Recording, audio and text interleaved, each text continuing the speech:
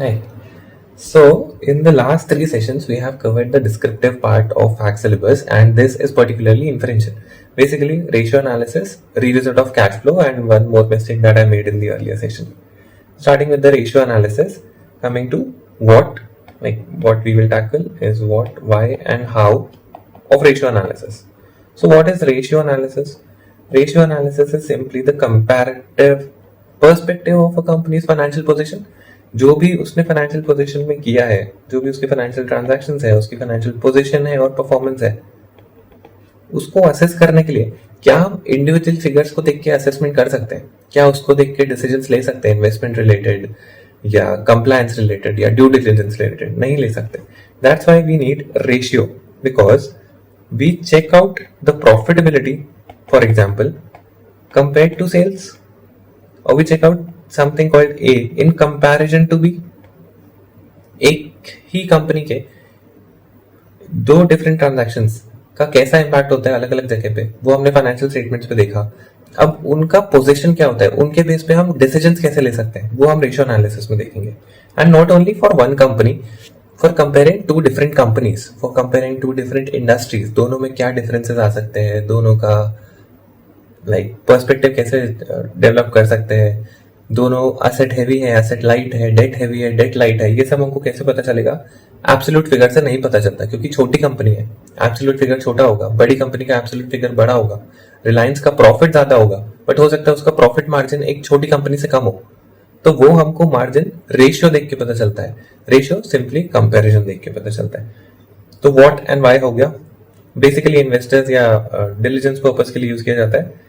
And types of ratios नाम से ही clear हो जाएगा. प्रॉफिटेबिलिटी, किसी भी तरीके का मार्जिन जज करना, ग्रॉस हो, नेट हो, ऑपरेटिंग हो, वो सब जज करना प्रॉफिटेबिलिटी के अंदर आता है. लेवरेज का डिक्शनरी मीनिंग होता है डेट. डेट मींस उधार लेना. कितना बिजनेस जो हम चला रहे हैं वो हमारा है और कितना डेट या लेवरेज पे चल रहा है. एफिशिएंसी, जो भी हमारे पास रिसोर्सेस अवेलेबल है इन टर्म्स ऑफ असेट्स और इन टर्म्स ऑफ कैपिटल, उस पे हम कितना जनरेट कर सकते हैं. लिक्विडिटी, हमारी फाइनेंशियल पोजीशन कैसी है, हम कितना इजीली अपने कैश बैलेंसेस या कैश एक्सपेंस को मैनेज कर पाते हैं.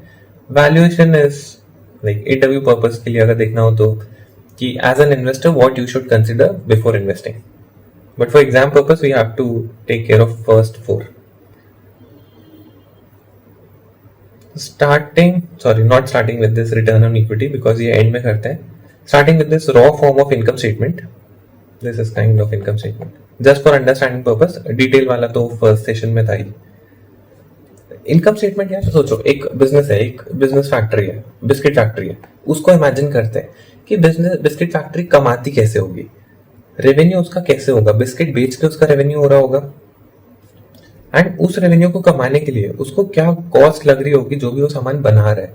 इट माइट बी हैपनिंग कि उसके पास एक ओपनिंग स्टॉक होगा पहले से बने हुए बिस्किट पैकेट्स का, उसने इस बार ओपनिंग कुछ स्टॉक परचेज किया होगा, या तो हो सकता है रेडीमेड बिस्किट की कहीं और से परचेज किया हो या खुद इन हाउस मैन्युफैक्चर किया हो,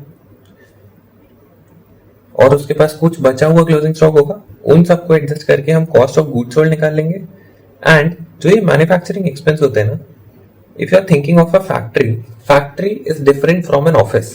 तो जो भी मैन्युफैक्चरिंग रिलेटेड एक्सपेंसेस है वो सब यहाँ पे आते हैं. अगर उस फैक्ट्री का डिप्रिसिएशन आप चार्ज कर रहे हो वो यहाँ पे आएगा. अगर उस फैक्ट्री में काम करने वाले लोगों को आप सैलरी दे रहे हो वो यहाँ पे आएगा. फैक्ट्री का रेंट, फैक्ट्री इलेक्ट्रिसिटी, कुछ भी फैक्ट्री रिलेटेड है वो सब यहाँ पे आएगा मैन्युफैक्चरिंग एक्सपेंस के अंदर. एंड जब हम सिर्फ मैन्युफैक्चरिंग रिलेटेड एक्सपेंसेस को कंसिडर कर लेते हैं, उसके बाद जो हमारे पास अमाउंट बचता है, that is called our gross profit.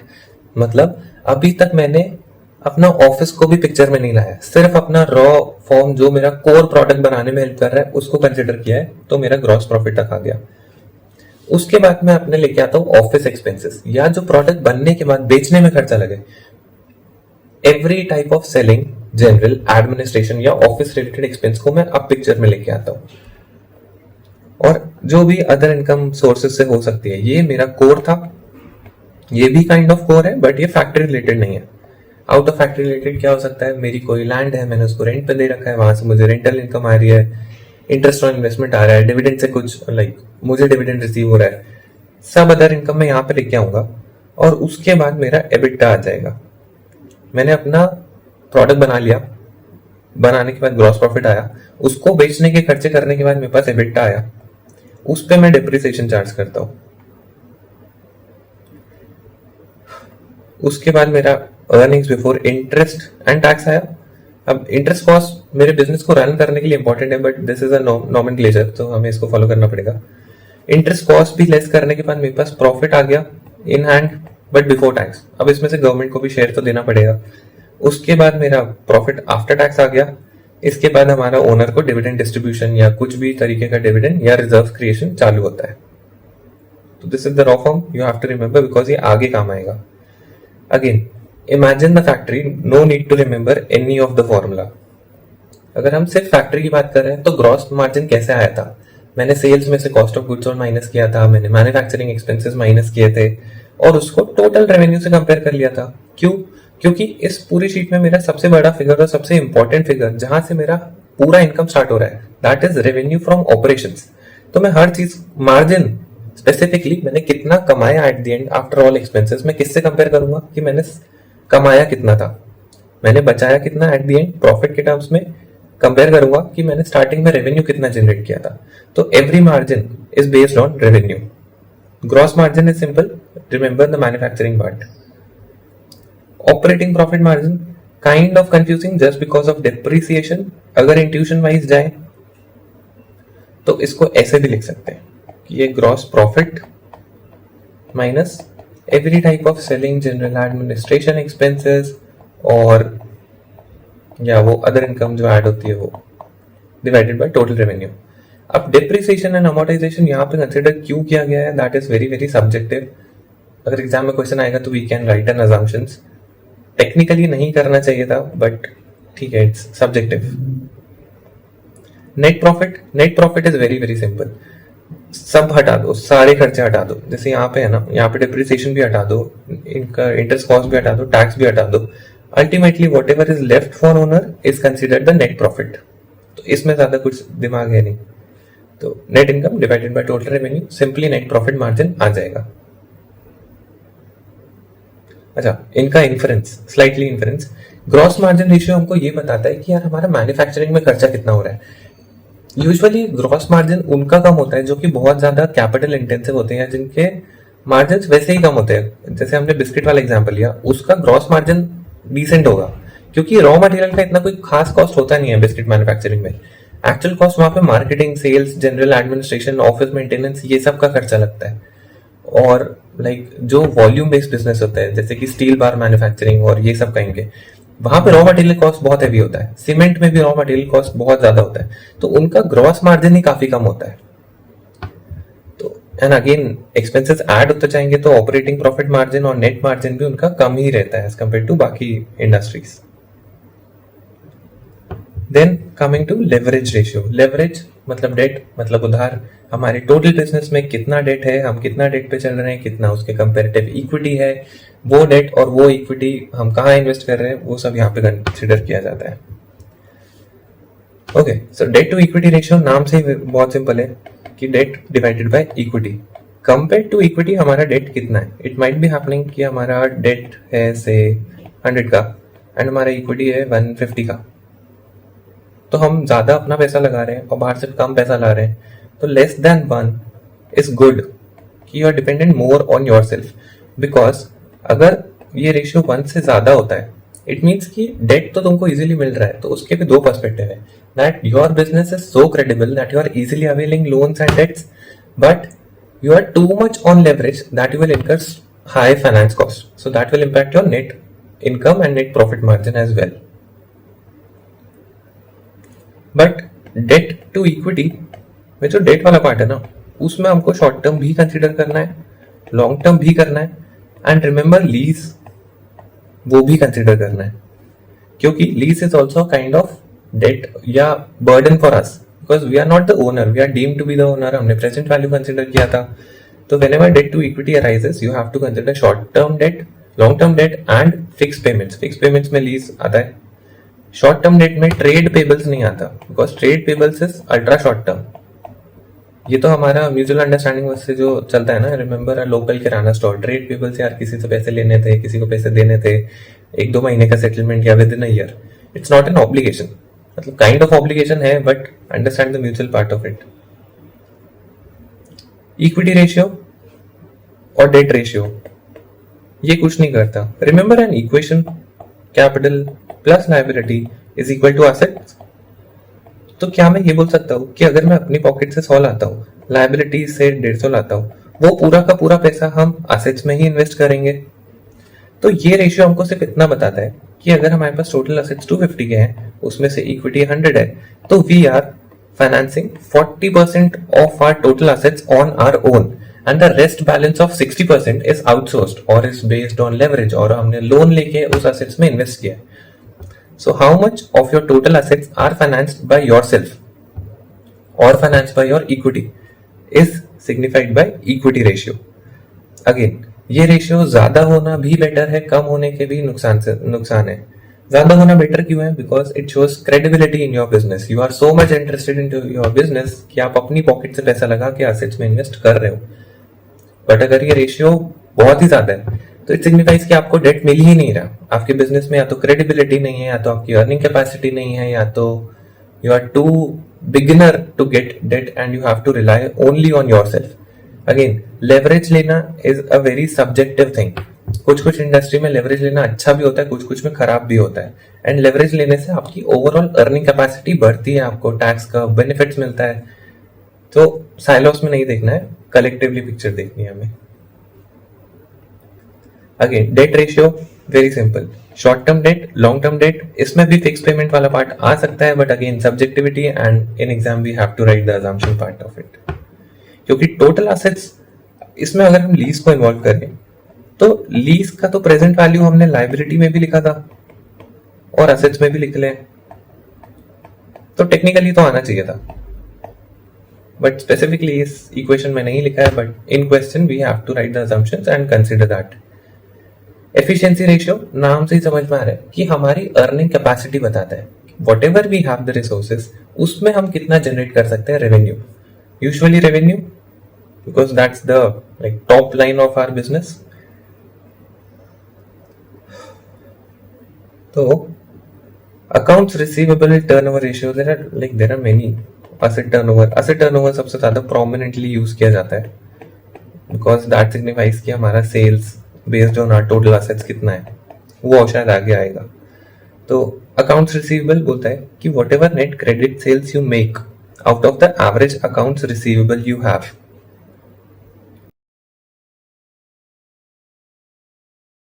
Sorry for the disturbance, but हाँ, हम कहाँ पे थे? अकाउंट्स रिसीवेबल टर्नओवर रेशियो पे। Accounts receivable is an asset for us. Actually I forget to tell you one thing कि ratio जो होता है ना, वो दो टाइप के होते हैं। One is the mixed, other could be straight or simple kind of thing. What's the difference between all of them? कि जो मिक्स्ड है ना, वो दो स्टेटमेंट्स को कंबाइन करता है, और जो सिंपल है ये एक ही स्टेटमेंट पे रहता है। फॉर एग्जाम्पल, जब हम डेट टू इक्विटी देख रहे थे तब दोनों बिलोंग करते थे बैलेंस शीट को, राइट? जब हम प्रॉफिट मार्जिन से नेट प्रॉफिट मार्जिन देख रहे थे वो भी बिलोंग करते थे प्रॉफिट एंड लॉस अकाउंट को या इनकम स्टेटमेंट को। बट यहां जो हम देख रहे हैं, these are all mixed ratios, क्योंकि न्यूमरेटर में तो सेल्स है लेकिन डिनोमिनेटर में कोई असेट है। दीज आर मिक्स्ड रेशियोज जो कि दो को कंबाइन करते हैं। और जब हम दो को कंबाइन करते हैं ना, तो हमें काइंड ऑफ एवरेज लेना पड़ता है to smoothen out the data. For example, in case of this average accounts receivable, now why average, why not direct या closing accounts receivable? Because accounts receivable is a very fluctuating asset for us. It might happening कि opening में हमारे accounts receivable 100 थे और closing में आते आते सिर्फ 20 ही बचे हैं। तो अगर मैं सिर्फ अपनी क्लोजिंग की बेस पे एफिशिएंसी चेक करूंगा तो यार ये तो बहुत अच्छा है कि मान लो मैंने क्रेडिट सेल्स की है 500 की, ज्यादा की कैसे कर सकता हूँ, टेक्निकली 60 कर सकता हूँ, इतने की है और मेरे अकाउंट्स रिसीवेबल सिर्फ इतने, तो मैंने 20 के डेटर्स पे 60 की सेल्स की, दैट्स सो गुड। या अगर मैं सिर्फ ओपनिंग कंसिडर करूं जो कि नहीं करते, तो 60/100 होगा। दैट मींस कि मैं सिर्फ 0.6% ही सेल कर पाया हूं। मतलब मैंने उधार ज्यादा देके रखा है पर मैं उतना सेल नहीं कर पाया हूं, मेरा पास्ट का ड्यू चल रहा है लेने का। तो it does not signify a clear picture. इसलिए हमें एवरेज लेना पड़ता है। तो जब हम एवरेज लेंगे तो हमें एक बेटर पिक्चर पता चलेगी कि हाँ, मैं जितना सेल करता हूँ उतना मैं रिसीव तो कर ही लेता हूँ, इसलिए एवरेज अकाउंट्स रिसीवेबल लेना है। लेकिन ये सिर्फ अकाउंट्स रिसीवेबल और अकाउंट्स पेएबल के केस में लेना है, because these are the most fluctuating assets. क्योंकि बिजनेस में भी वोलेटिलिटी होती है, सेल्स भी सीजनल हो सकती है। इट माइट हैपन कि पूरे मार्केट में ही लिक्विडिटी क्रंच आ गया है तो सबका पैसा ब्लॉक हो गया एंड रिसीव नहीं हो पा रहा है, kind of that. And receivables पे हम कौन सी सेल्स करते हैं? क्या टोटल सेल्स करते हैं? नहीं, सिर्फ क्रेडिट सेल्स करते हैं, क्योंकि जो सेल कैश में हो गई उसका तो अकाउंट रिसीवेबल से कोई लिंक ही नहीं है। एंड यहाँ पे भी नेट क्यों लिखा है? नेट इसलिए लिखा है बिकॉज यहाँ पे जो रिटर्न हुआ सेल्स वो तो हो गया ना, उसका पैसा आपको मिलेगा ही नहीं, तो टेक्निकली उसको सेल्स में से माइनस करना पड़ेगा। अकाउंट रिसीवेबल डेज, कितने दिन में पैसा मिल जाता है? से मेरा अकाउंट रिसीवेबल रेशियो आया था around 5, number of days in a year is 365 by 5, I am saying कि मेरा 73 डेज में मेरे को पैसा मिल जाता है। ये पीरियड जितना कम हो उतना अच्छा है कि जितना ज्यादा हो उतना बेटर है। हमें पैसा रिसीव करना है, रिसीव जितना जल्दी आ जाए उतना बेटर है। अपना पैसा अपने हाथ में इज द बेस्ट थिंग, तो जितनी जल्दी पैसा आ जाए उतना बेटर है। तो accounts receivable interpretation should be as least as possible.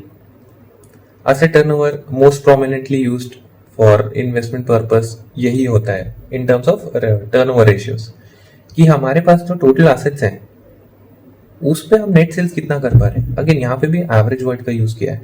Average क्यों? क्योंकि टोटल एसेट्स के कंपोनेंट में भी तो डेटर आता है। इट माइट हैपन कि लीज भी आए, लीज तो आता ही है कि आपका कोई लीज पिछले साल तक था तो ओपनिंग बैलेंस में टोटल एसेट ज्यादा दिख रहा होगा, पर वो लीज इस साल नलीफाई हो गया या राइट ऑफ करना है हमें, तो क्लोजिंग एसेट्स कम हो गए। अगर मैं दिखाऊंगा कि मेरा डिनोमिनेटर कम है, न्यूमरेटर ज्यादा है, तो मेरा रेशियो तो ज्यादा दिखेगा, मतलब मेरी फाइनेंशियल पोजीशन हाईलाइट होती हुई दिखेगी कि यार कम एसेट्स पे भी मैं ज्यादा सेल कर पा रहा हूँ। But am I doing that technically? No, it is just because कि मेरा एक जो लीज एसेट था उसका टेन्योर इसी पीरियड में मैच्योर हुआ, एंड बिकॉज ऑफ दैट मेरा टर्नओवर रेशियो ज्यादा दिख रहा है। That's why we do average. So ratios are very simple, मतलब formula you need not to memorise, just focus on the net sales part. Net is very important because जो sales हमने की नहीं, जो सेल्स रिटर्न हो गई, वो हमारा फ्रूट ऑफ रिजल्ट्स नहीं है, वो हमारा परफॉर्मेंस नहीं सिग्निफाई करता। And total assets because of their volatility हमें उसे एवरेज आउट करना पड़ता है। अगेन इन्वेंट्री टर्नओवर, हमने किस पे कमाया? हमारे स्टॉक पे, एंड उसके अगेंस्ट में हम क्या कंसीडर कर रहे हैं? हमारा cost of goods sold. Inventory हम डायरेक्टली बेचते हैं क्या? नहीं, उसको प्रोसेस करते हैं, उसमें ओपनिंग और क्लोजिंग का एडजस्टमेंट करते हैं, तो अल्टीमेटली हमारे पास एक कॉस्ट आती है। तो based on our available inventory हम कितना बेच सकते हैं या उसकी कॉस्ट कितनी होगी। तो यहाँ पे सेल्स की जगह simply cost of goods sold लेना है एंड डिनोमिनेटर में average inventory. Average same concept. Inventory turnover days, what ever ratio जहां पे भी हमें डेज कैलकुलेट करना है तो वहां पे हमें number of days in the period लेना है।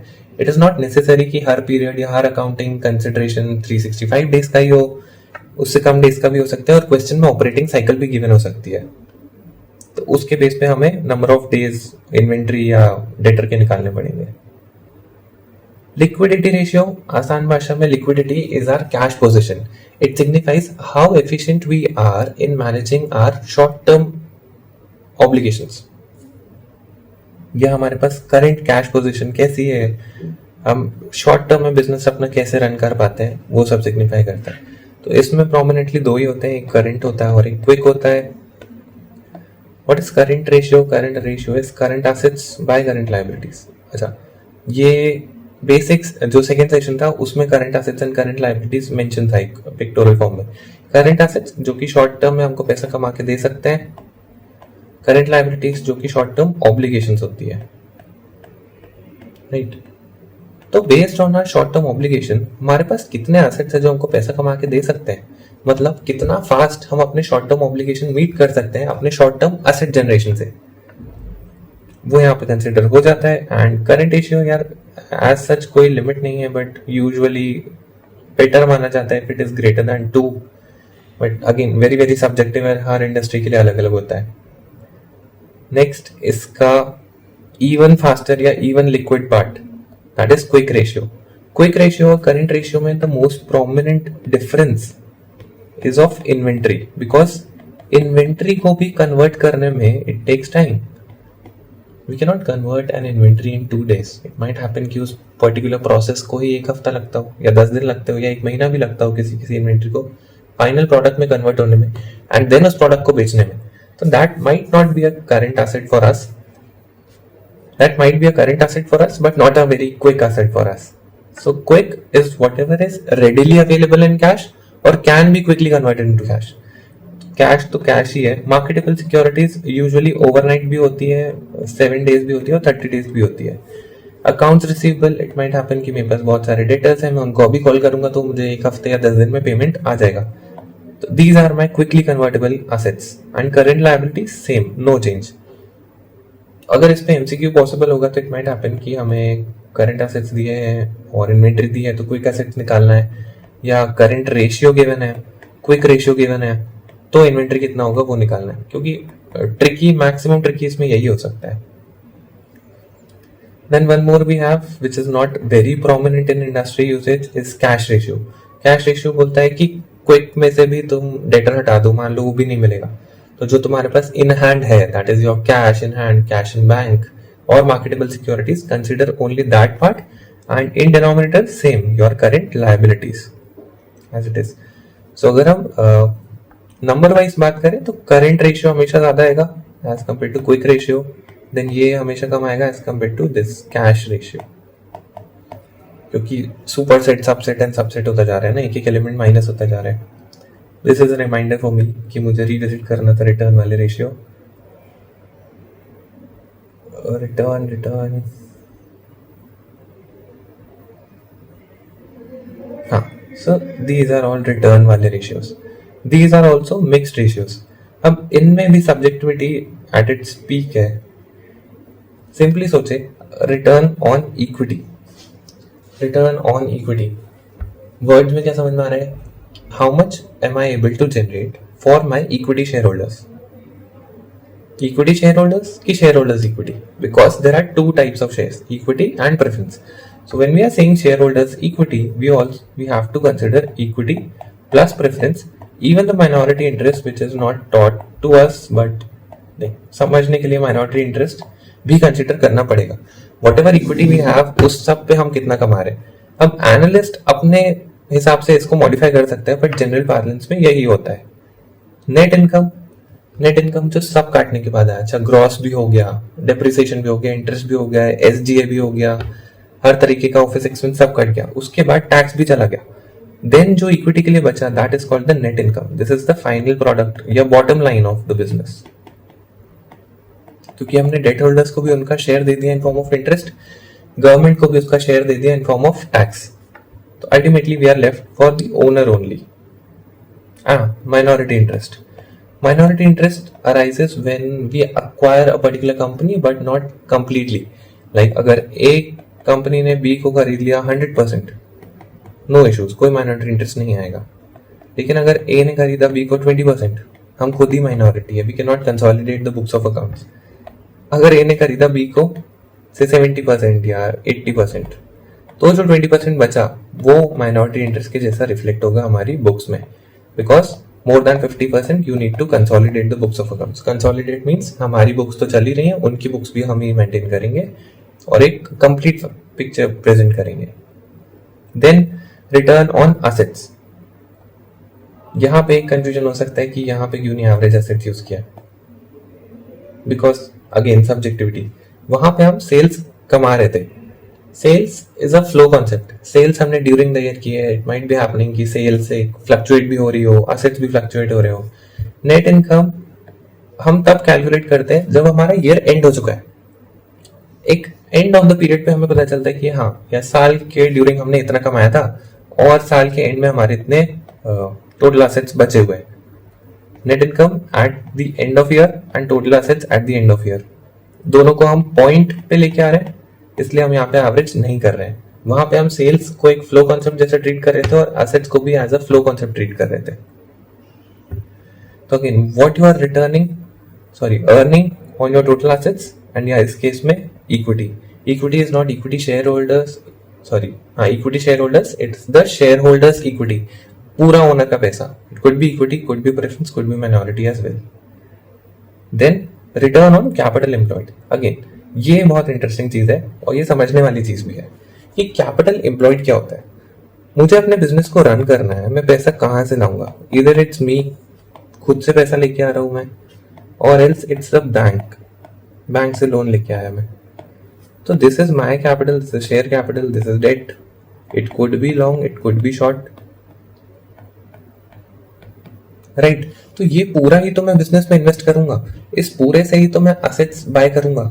तो मैंने शेयर कैपिटल भी लगा दी, लॉन्ग डेट भी लगा दिया, शॉर्ट डेट भी लगा दिया, सब कुछ लगा दिया और उससे असेट्स खरीदे. ये तो हो गया एक पर्सपेक्टिव.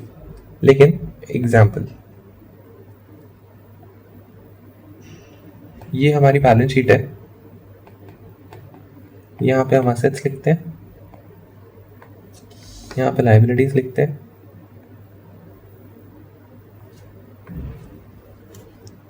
एंड लायबिलिटी साइड पे हमने लिख दिया share capital, long term date, short term date and current liabilities. क्यों? क्योंकि ये और ये तो डिफरेंट है ना, ये अभी तक हमने कंसिडर की नहीं थी. यहाँ पे हमने सारे असेट्स लिख दिया, हमारा पीपी लिख दिया, हमारे इंटैंजिबल्स लिख दिया, हमारा कैश लिख दिया, व्हाटएवर बैलेंस वी हैव. यहाँ पे हमारा टोटल असेट्स आ गया और यहाँ पे हमारी टोटल लायबिलिटीज आ गई. तो एक तरीका तो ये है कैपिटल एम्प्लॉयड को जज करने का कि मैं इसको ले लूं, मैं इसको कंसिडर कर लेता हूं, मैं इसको कर लेता हूं, इसको कर लेता हूं, इसको स्किप कर देता हूं. और else the asset side approach could be कि मैं टोटल एसेट्स लूं, उसमें से करंट लायबिलिटीज माइनस कर दूं.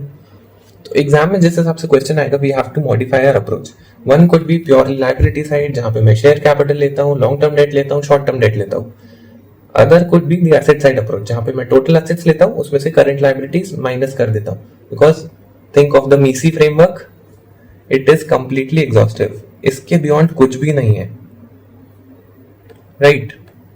तो हमारे पास दो अप्रोच हो सकती है. एंड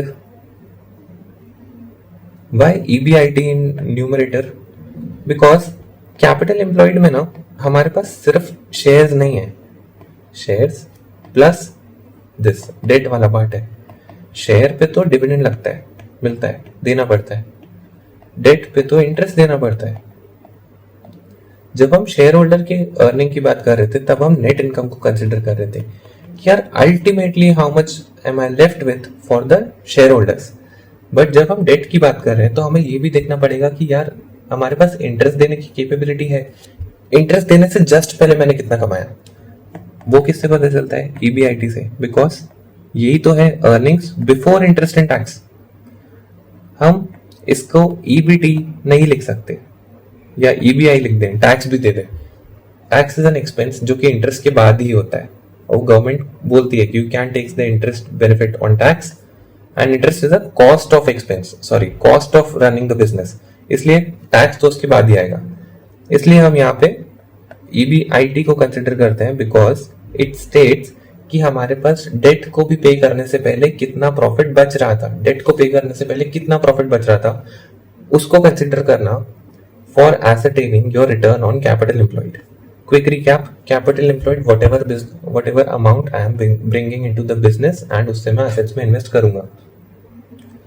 वो अमाउंट मैं खुद से ला सकता हूं तो वो शेयर कैपिटल हो जाएगा, बाहर से लाया तो वो डेट बन जाएगा, डेट बन जाएगा, शेयर कैपिटल बन जाएगा. शेयर पे देना पड़ता है डिविडेंड. सिर्फ डिविडेंड की बात होती तो नेट इनकम को कंसिडर करते हैं न्यूमरेटर में, बिकॉज जस्ट डिविडेंड देने से पहले कितना है. डेट की बात है तो इंटरेस्ट को कंसिडर करना पड़ेगा, और इंटरेस्ट देने से जस्ट पहले क्या आता है? EBIT. एंड जब हम कैपिटल एम्प्लॉयड की बात कर रहे हैं तब हमें ब्रॉडर फ्रेमवर्क देखना पड़ेगा. एंड लाइक नेट इनकम से बड़ा क्या होता है? EBIT. सो EBIT कवर्स मेरी दोनों की कैपेबिलिटी कि मैं इंटरेस्ट भी दे सकता हूं और मैं डिविडेंड भी दे सकता हूं. That's why we have to consider EBIT for calculating return on capital employed. So ratios was इतना ही. There can be multiple inferences possible because it is very subjective field. And अभी तो हम सिर्फ accounting perspective से गए, analyst perspective could be very very different. And we can modify or create our own ratios as well. But for end term, this is enough. Revisiting the cash flow statement, because ये शायद first session में हुआ था but इतना properly नहीं था. तो it's the broadest framework या broadest template of cash flow statement इसके बियॉन्ड ट्रांजैक्शंस होते ही नहीं है बिजनेस में. Like all types of industries can be covered in this. It might be happening कि ये पार्ट बहुत ज्यादा कंफ्यूजिंग लगे, तो इसको रिमूव करके यहाँ पे हम सिर्फ नेट इनकम लिख सकते हैं, क्योंकि ये सब अल्टीमेटली कहीं ना कहीं कवर हुए ही हैं. डिविडेंड वाला पता नहीं यहाँ पे क्यों लिखा हुआ है. Extraordinary items we have considered. अगर हमने एक्स्ट्राऑर्डिनरी आइटम्स कुछ माइनस किए हैं, उनको ऐड बैक करना पड़ेगा to nullify their effect, right. And non cash non operating items को एडजस्ट करना पड़ेगा according to their opposite of their initial adjustment. जैसे डिप्रिसिएशन स्टार्टिंग में ऐड किया था, स्टार्टिंग में लेस किया था, यहाँ पे हमने उसको ऐड कर दिया. प्रीलिमिनरी एक्सपेंसेस, कुछ भी जो शेयर कैपिटल रेज करने में खर्चे होते हैं, those are called preliminary expenses, वो भी हमने स्टार्टिंग में माइनस किए होंगे, तो यहाँ पे हम ऐड बैक कर देंगे. हमने कोई शेयर्स या डिबेंचर्स या बॉन्ड्स डिस्काउंट पे इशू किए थे, that's a different accounting perspective, तो वो भी हम लाइक ऐड बैक कर देंगे. इंटरेस्ट दिया था, नॉन ऑपरेटिंग आइटम है, ऐड बैक कर देते हैं. फिक्स्ड एसेट बेचा था, उसको भी ऐड बैक कर देते हैं. लेस क्या करते हैं, कोई भी, ये सब अदर इनकम का पार्ट है. अदर इनकम जो मिली थी उन सबको हम ऐड बैक कर देते हैं, नलीफाई करना है अल्टीमेटली. देन ये आ गया हमारा famous term operating profit before the working capital changes. इसके बाद हम एडजस्टमेंट करेंगे वर्किंग कैपिटल का. अच्छा, जब अपन करंट रेशियो की बात कर रहे थे ना, तो current assets minus current liabilities your working capital, कि मेरा शॉर्ट टर्म में बिजनेस को रन करने के लिए जो पैसा लगता है, that is funded by the current assets and current liabilities. Funded by the current liabilities, taken away by the current assets, क्योंकि करंट लायबिलिटी ही तो शॉर्ट टर्म हमें डेट प्रोवाइड करती है. शॉर्ट टर्म में ट्रेड पेबल से ही हमारा running finance like sponsor होता है. Then increase in current assets, decrease in current liabilities, वो फर्स्ट सेशन में डिटेल में कवर है. एंड इन्वेस्टिंग इज, सेल किया तो पैसा आएगा, सेल इन्वेस्टमेंट का हो या फिक्स्ड एसेट का हो या इंटेंजिबल्स का हो या डिविडेंड मिला हो या रेंटल मिला हो. लेस क्या होगा, परचेज किया, कुछ भी परचेज किया, फिक्स्ड एसेट किया, इन्वेस्टमेंट किया या इंटेंजिबल किया. एक्स्ट्राऑर्डिनरी आइटम्स जो हमने ऑपरेटिंग में नलीफाई किया था, अगर वो इन्वेस्टिंग को बिलोंग करता है तो यहाँ पे लिख सकते हैं, right. Same goes for financing. Financing दो तरीके से पैसा आ सकता है, या तो शेयर कैपिटल के थ्रू आएगा या तो डेट या डिबेंचर्स के थ्रू आएगा. तो यहाँ पे बोरोइंग्स के थ्रू पैसा आ गया, यहाँ पे शेयर्स के थ्रू पैसा आ गया, तो पैसा आया है, इनफ्लो हुआ है, तो ऐड कर देंगे. लेस कैसे हो सकता है, किसी भी तरीके का फाइनेंस कॉस्ट, कुड भी इंटरेस्ट, कुड भी डिविडेंड, डिविडेंड हो गया, इंटरेस्ट हो गया, डिविडेंड के भी इंटरिम हो सकते हैं, फाइनल डिविडेंड हो सकते हैं, या हमने बायबैक कर लिया, या फिर हमने रिडम्पशन कर दिया किसी लोन का, या प्रीपेमेंट कर दिया, कुछ भी. तो इससे हमें एक नेट बैलेंस पता चल गया कि कितना ड्यूरिंग द ईयर चेंज हुआ था, उसमें हमने ओपनिंग ऐड कर दिया, हमारे पास एट द एंड आ गया आंसर. अब opening cash and cash equivalent, this is also very subjective. इसमें तो बेसिकली जो कैश हाथ में है वो तो आएगा ही, कैश इन हैंड आएगा, कैश इन बैंक आएगा, short term, ultra short term ये आएगा, मार्केटेबल सिक्योरिटीज आएंगे, could be commercial paper as well. तो ये सब चीजें like just a format to reconsider or revisit. Yeah, one mistake I made in the last or LIFO FIFO वाला part, actually there was a cut. हाँ, तो FIFO और LIFO के बीच का वो डिफरेंस रह गया था शायद. FIFO LIFO पहले तो सिर्फ बुक्स में होता है, रियल में कुछ नहीं होता. FIFO स्टेट्स की जो पहले आया था वो पहले चला गया. तो अगर हम इकोनॉमी में इन्फ्लेशन एक्सपेक्ट कर रहे हैं तो जो बाद में है वो महंगा होगा. महंगा वाला रखा हुआ है, तुम्हारा प्रॉफिट भले ही हाई होके दिख रहा हो, क्योंकि कॉस्ट ऑफ मटेरियल कंज्यूम कम हो गई होगी. इमेजिन क्लोजिंग स्टॉक माइनस करते थे तो कॉस्ट ऑफ मटेरियल कंज्यूम कम हो गई, कॉस्ट कम हो गई तो प्रॉफिट बढ़ के दिखेगा. बट गवर्नमेंट बोलती है that's the right way, because economic viability भी इसी से रिफ्लेक्ट होती है, क्योंकि जो बढ़ा हुआ दाम पे है वही तुम्हारी बुक्स में दिखना चाहिए, एंड नॉट कि बढ़ा हुआ बिक क्या है. तो तुम्हारी क्या होगी, सेल्स इन्फ्लेट होती हुई दिखेगी और कॉस्ट ऑफ मटेरियल कंज्यूम्ड ज्यादा दिखेगी. दोनों ज्यादा दिख रहा है, कोई इकोनॉमिक रियलिटी नहीं है उसकी. That was it for this part. So, inference हमने accounting perspective से किया है, analyst और investment perspective से नहीं किया है.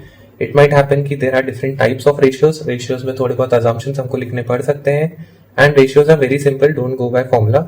Remember the name and then you can think. That's it. Thank you.